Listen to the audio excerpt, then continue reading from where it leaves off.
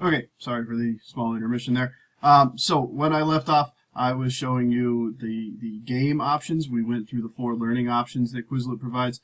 There are the 2 game options. Scatter, like I mentioned, it's a game where it takes the front and the backs of the 2 different cards and it leaves them all over the screen and it times you. The challenge of this is that the times are shared with the class. Students can challenge each other to see who gets a faster time, that kind of stuff. It makes the learning a little bit more fun. This is great for the little kids. The older kids don't really care, in my experience, but it is a little bit more fun. Gravity is another one of the game learning options. What it's going to do is you have to protect yourself from these falling asteroids. It's sort of like the old school learn to type games, but you get started and you can set your settings here, easy, so on and so forth, and then it gives you some red asteroids or whatever. But the point here is that you want to, in the box down here it says brush, used for removing eraser shavings. And if you get it right, which apparently I typed that one wrong, but it will destroy the asteroid and you save the planet and everyone's happy. Triangle, vertical lines.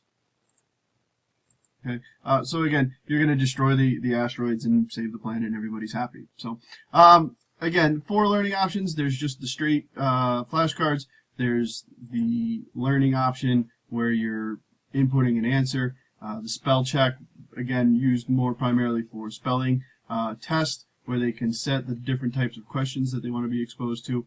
All of those are learning options. So, at the top here is back to progress on drafting 2 vocabulary.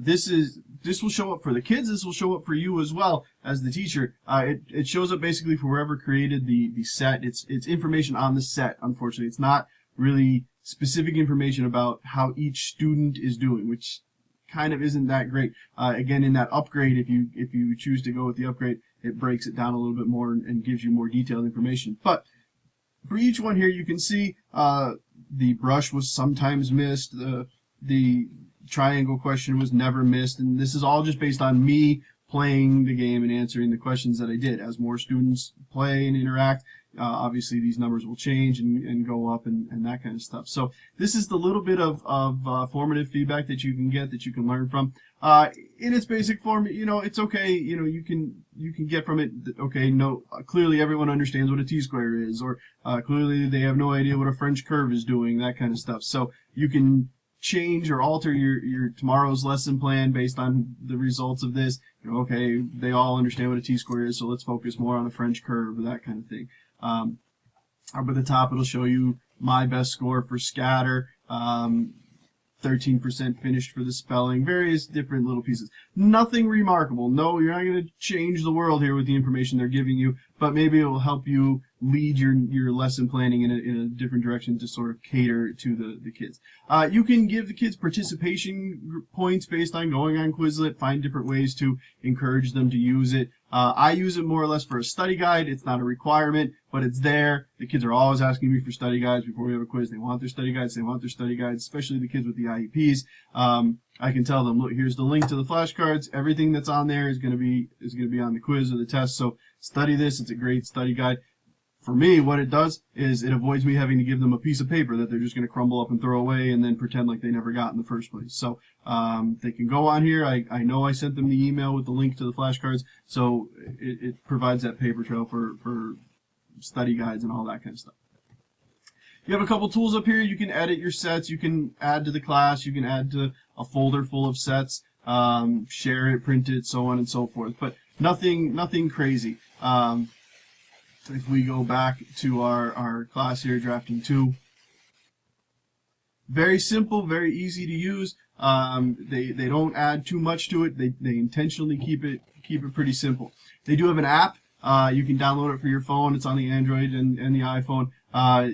It's very simple, very basic. You can go on, log into your class, log into your set, and you can flip through. My wife, for nursing school, would do it 2-3 minutes right before class. She'd be flipping through them. We'd go to dinner someplace and she'd be flipping through her flashcards trying to get a few minutes of studying in. So it's kind of nice. You can study on the go. You can study when it's convenient for you, and not necessarily where you have to spread everything out on the desk and have all your books and everything out. So it's a great app. Like I said, a few pitfalls you want to watch out for. Avoid the worldwide collection of flashcards, because you never know what you're going to get there.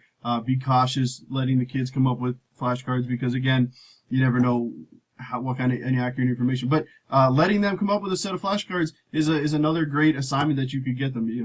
Give it as a homework assignment, give it as a participation grade. Give them a list of vocabulary, tell them they have to go home and create a flashcard set, those kind of things. There's a lot of creative ways that you could incorporate using the software into your site.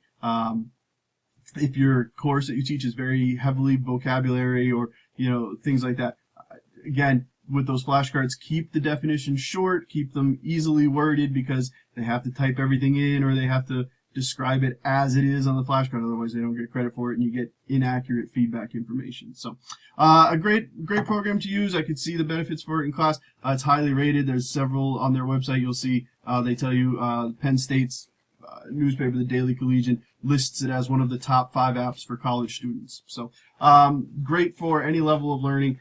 Very easy to use. Very simple, and very beneficial if used in the right way. So thanks for watching. If you have any questions, please ask me, comment below in the blog section. Let me know. My email is there. You can email me as well. Other than that, guys, have a great weekend. Don't work too hard. Enjoy the time. Talk to you later.